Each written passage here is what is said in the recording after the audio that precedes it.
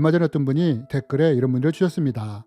목사님, 저희 집사람은 지었던 죄들이 영화 필름처럼 지나가는 것을 보면서 강력한 성령 체험을 했다고 합니다. 하지만 저는 이런 체험이 없습니다. 교회를 다닌 지 10년이 넘었고 성령님에 대한 강력한 체험을 사모하는데 왜 저는 이런 체험을 못하는 걸까요? 저에게 무슨 문제가 있는 걸까요? 라며 질문을 주셨습니다. 저는 신앙 상담 중에 이런 고민을 하는 분들을 많이 만났습니다. 이 중 어떤 분들은 이렇게 말하기도 했습니다. 목사님, 저는 하나님을 강력히 만난 사람들의 간증을 들을 때면 나도 모르게 마음이 위축되곤 합니다. 왜냐하면 저에게는 이런 체험이 없기 때문입니다. 라고 말입니다. 여러분, 우리는 예수님을 구세주로 믿으며 하나님을 아버지를 믿고 살아가는 그리스도인들입니다. 그런데 여러분, 왜 어떤 분들은 강력한 성령 체험을 하는데 왜 또 어떤 분들은 이런 체험을 못하는 걸까요? 이번 시간에는 왜 이런지, 또 이럴 때 우리가 어떻게 하는지에 대해 함께 배우기 원합니다. 저는 오래전에 이런 체험을 한 적이 있습니다. 고등학교 때 친구와 함께 다른 교회 철야 예배에 가게 되었습니다. 당시 그 교회의 철야 예배는 매주 밤 11시에서부터 4시까지 진행되었습니다. 저는 친구와 함께 예배당에 들어갔습니다. 그런데 들어가는 순간 인상이 찌푸러졌습니다. 왜냐하면 사람들이 기도하는데 너무 시끄러웠기 때문입니다. 이걸 보면서 교회가 마치 시장통처럼 느껴졌습니다.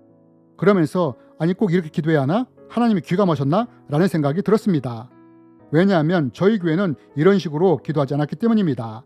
기도할 때도 침묵으로 기도했고 찬양할 때도 박수를 치지 않았고 거룩하게 예배를 드렸기 때문입니다. 그래서 찬양하면서 박수치고 기도도 시끄럽게 하는 것을 보면서 빨리 아침 오기만을 바랐습니다. 아침이 와야 버스를 타고 집에 갈 수 있었기 때문입니다. 이러면서 마음속으로 이런 교회에 다시는 오지 않겠다고 생각을 하게 되었습니다. 하지만 한 주가 지났는데 다시 그 교회가 생각이 났습니다. 어떤 끌림이 있었습니다.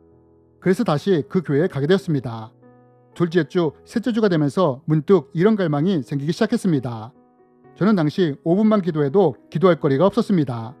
고등학생이 무슨 기도 제목이 많이 있었겠습니까? 그러다 보니 기도 시간에 눈을 뜨고서 사람들을 구경하게 되었습니다. 저는 이 밤에 이렇게 몇 시간씩 기도하는 사람들을 보면서 놀랬습니다.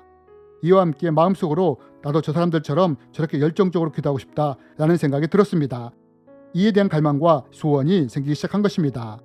이런 마음으로 다음 주에도 그 다음 주에도 철야 예배에 참석하게 되었습니다. 그러면서 5주차가 되었는데 이때 놀라운 경험을 하게 되었습니다. 기도를 하는데 갑자기 하늘에서 강력한 빛이 내려오는 것이 느껴졌습니다. 이러면서 몸이 뜨거워졌습니다. 그리고 눈앞에서 영화 스크린 같은 것이 펼쳐지더니 제가 살아가면서 지었던 죄들이 지나가는 것이 보였습니다. 저는 이것을 보면서 울며 회개하기 시작했습니다. 이와 함께 입이 꼬이면서 이상한 말이 나오기 시작했습니다. 저는 나중에야 이것이 방언이라는 것을 알게 되었습니다. 저는 이때 강력하게 성령으로 거듭나는 체험을 하게 되었습니다. 아마 이 영상을 보시는 분들 중에도 저와 비슷한 경험을 하신 분들이 꽤 많이 계실 것입니다. 그러나 반대로 이런 강력한 체험을 해보지 못한 분들도 꽤 많으실 것입니다. 그렇다면 여러분, 왜 어떤 사람들은 강력하게 성령 체험을 하는데 어떤 사람들은 이런 체험을 못하는 걸까요? 이제부터 그 이유에 대해 설명드리기 원합니다. 그 첫 번째 이유는 교당이나 교회의 신학적이고 목회적인 차이가 성령 임재의 다른 차이를 만들 수 있기 때문입니다. 여러분, 제가 처음 신앙생활을 했던 교회는 말씀과 거룩함을 강조하는 교회였습니다. 반면 제가 방문했던 교회는 성령님에 대해 강조하는 교회였습니다. 이렇게 성령님을 강조하는 교회에서 강력한 성령 임재의 체험을 한 것입니다. 그럼 여러분, 제가 이 교회를 가지 않았다면 어떻게 되었을까요? 물론 저는 본 교회에서도 성령 체험을 했을 것입니다. 그러나 제가 본 교회에서 성령 체험을 했다면 아마도 바람처럼 임하시는 성령님을 체험했을 것입니다. 여러분, 이렇듯 교단이나 교회의 신학적이고 목회적인 차이가 성령 임재의 차이를 만들 수 있다는 것입니다. 그러면 성령님을 강력하게 체험하는 교회가 더 좋은 교회냐? 그렇지 않다는 것입니다. 여러분, 우리는 성경에서 마태, 마가, 누가, 요한복음 있는 것을 볼 수 있습니다. 여러분, 왜 하나님은 예수님에 대한 삶에 대해 이렇게 4권의 복음서로 기록하게 하신 걸까요? 그것은 각 복음서에 다른 목적과 관점이 있기 때문입니다. 여러분, 각 교단과 교회도 마찬가지라는 것입니다. 하나님이 허락하심으로 다른 신학적 관점과 목적으로 교단과 교회가 세워진 것입니다. 이런 신학적이고 목회적 차이로 인해 성령님의 임재에 차이가 날 수 있다는 것입니다. 그러나 우리가 기억해야 할 것은 성령님이 불같이 임하시든 바람처럼 임하시든 이런 임재 차이와 상관없이 우리가 성령으로 거듭났다면 모두 구원을 받게 된다는 것입니다. 우리가 어떤 교단이나 교회에 소속되어 있든 상관없이 우리가 성령으로 거듭난다면 모두 구원을 받게 된다는 것입니다. 그렇다면 여러분, 또 무엇이 성령의 임재하심의 차이를 만드느냐? 그것은 우리의 갈망과 소원이 임재의 차이를 만들 수 있습니다. 여러분, 우리는 마가다락방의 120문도들이 불같이 마시는 성령님을 체험하는 것을 볼 수 있습니다. 그러면 이들이 이렇게 강력한 성령 체험을 하게 되었느냐? 그것은 이들이 성령 임재에 대한 갈망과 소원이 컸기 때문입니다. 여러분, 당시에는 예수님을 따르는 사람들에 대한 강력한 핍박이 있었던 때였습니다. 예수님조차 십자가에 못 박아 죽이지 않았습니까? 이런 핍박과 박해를 피해 사람들이 마가다락방에 모인 것입니다.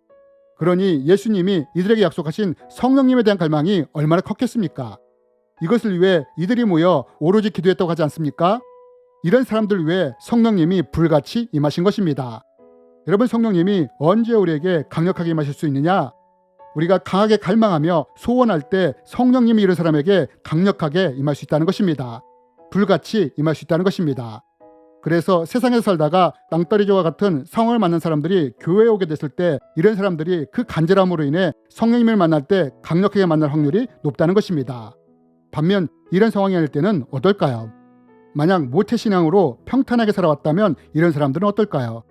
이런 분들에게는 상황적으로나 환경적으로 강한 갈망이나 소원이 없을 수 있다는 것입니다. 이럴 때 성령님은 강력하게 임하는 것이 아니라 오히려 바람처럼 임할 수 있다는 것입니다. 여러분, 예수님이 말씀하시지 않았습니까? 바람이 어디서 와서 어디로 가는지 모르는 것처럼 성령으로 하는 사람은 이렇다고요. 여러분, 이렇듯 우리의 신앙이나 갈망, 간절함이나 기질로 인해 성령님의 임재하심에 대한 차이가 날 수 있다는 것입니다. 또 어떤 때 성령님의 강력한 임재하심을 체험할 수 있느냐? 이것은 인간적인 차원이 아니라 하나님의 주권적인 뜻에 의해 이런 강력한 체험을 할 수 있습니다. 여러분, 다메섹 도상에 사도 바울이 예수님을 강력하게 만나면서 성령으로 거듭난 일을 경험하지 않습니까? 이런 경우는 하나님이 주권적으로 역사하신 경우입니다. 하나님은 바울을 종으로 쓰기 위해 강력하게 역사하신 것입니다. 여러분, 이러한 것들이 성령님 임재하실 때 체험의 차이를 만들 수 있다는 것입니다. 교단이나 교회의 차이, 개인의 신앙적, 기질적, 갈망의 차이, 하나님의 주권적 역사에 의해 성령 임재의 차이가 나타날 수 있다는 것입니다. 그러나 분명히 기억해야 할 것은 어떤 사람이 불처럼 임하시는 성령을 체험했든 아니면 바람처럼 임하시는 성령님을 체험했든 상관없이 성령으로 거듭났다면 결국 우리가 구원받는 것은 동일하다는 것입니다. 저는 멕시코에서 선교를 하다 보니 대서양과 태평양을 다 볼 기회가 있었습니다.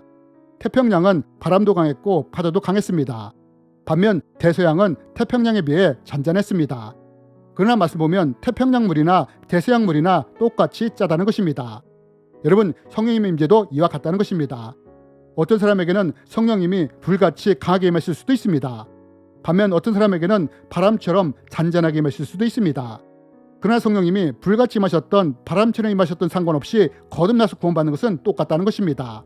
파도가 강한 태평양 물이나 잔잔한 대서양 물이 다 똑같이 짜든 말입니다. 여러분, 우리는 교단이나 교회, 개인의 신앙적 갈망이나 소원, 하나님의 주권적인 역사로 인해 다양한 성령 임재 체험을 할 수 있습니다. 불처럼 임하시는 성령님을 체험할 수도 있고 바람처럼 임하시는 성령님을 체험할 수도 있습니다. 그러나 이렇게 성령님을 체험하는 것도 중요하지만 또한 중요한 것은 거듭난 이후에 성령님을 근심시키지 않고 소멸시키지 않으며 성령님과 동행의 삶을 사는 것이 또한 중요한 것임을 기억했으면 좋겠습니다. 하지만 이미 내가 거듭났지만 이름에도 불구하고 성령님에 대한 강력한 은혜를 체험하기 원하시는 분이 계십니까? 그럼 그 갈망과 간절함을 가지고 성령님께 기도하시기 바랍니다. 이와 함께 거룩한 성령님이 강력하게 임재하는 것을 막는 것들을 제거해 나가시기 바랍니다. 내 안에 해결되지 않은 상처나 죄와 같은 문제들이 강력한 임재를 막을 수 있기 때문입니다. 내 안에 혹시 상처로 인해 누군가를 미워하고 있다면 하나님 앞에 용서로 나가십시오. 기도하면서 해결되지 않은 문제나 죄를 떠오르게 하신다면 회개하며 그 문제를 처리하십시오. 그리고 신학적인 편견이 있다면 하나님 앞에 내려놓고 기도하십시오.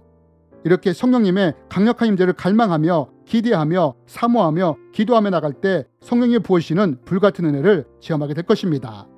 주님의 이름으로 여러분을 축복합니다.